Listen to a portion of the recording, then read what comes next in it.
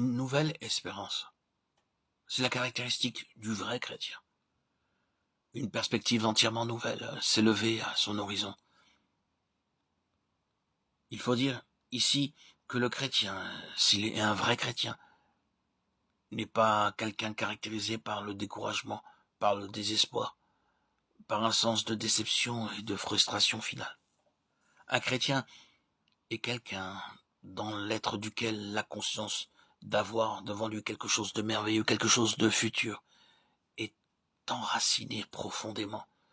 La pensée finale de l'au-delà n'est pas pour lui dans un quelconque système d'enseignement sur le ciel ou sa possibilité. Elle est dans le cœur, dans la vie. Elle est là comme une puissance dynamique. Qu'est-ce qui permet aux chrétiens d'affronter l'opposition, les difficultés et les souffrances inexprimables? Qu'est-ce que c'est? D'autres capitulent, lâchent tout, tombent dans le désespoir. Le chrétien continue, tout simplement. Et ce n'est pas parce que le chrétien a une résistance naturelle meilleure que les autres, avec plus de ténacité et d'opiniâtreté. Pas du tout. Il arrive très souvent que les chrétiens soient les faibles aux yeux des hommes. Mais cette espérance agit en eux.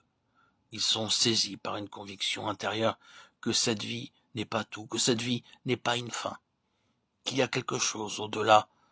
Ils possèdent l'espérance qui leur est venue du Dieu de l'espérance.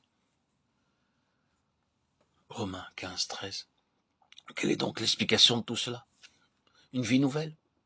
Une nouvelle conscience? De nouvelles relations? Toutes choses nouvelles?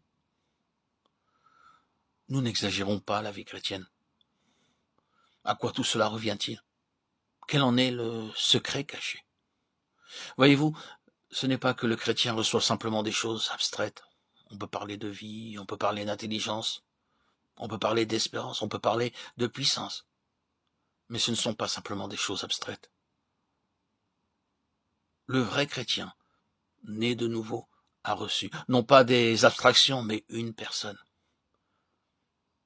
L'explication qui englobe tout cela, c'est le don du Saint-Esprit. Dieu donne son esprit à ceux qui lui obéissent. Acte 5, 32. Or, le Saint-Esprit est Dieu, pas moins que Dieu. Le Saint-Esprit a l'intelligence et la connaissance de Dieu, toute la perspective éternelle de Dieu, les éléments de l'éternité. Tout ce qui est vrai de Dieu est vrai du Saint-Esprit.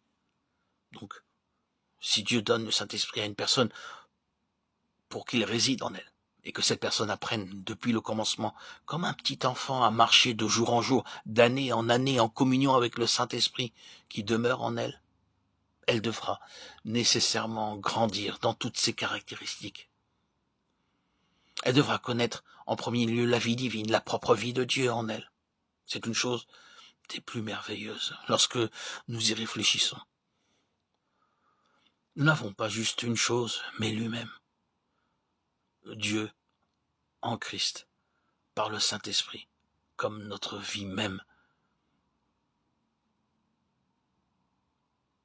J'aime la manière dont la Bible nous exprime cette vérité. Choisis la vie en aimant l'Éternel ton Dieu, en écoutant sa voix et en t'attachant à lui. Car c'est là ta vie et la longueur de tes jours. Deutéronome 30, 20.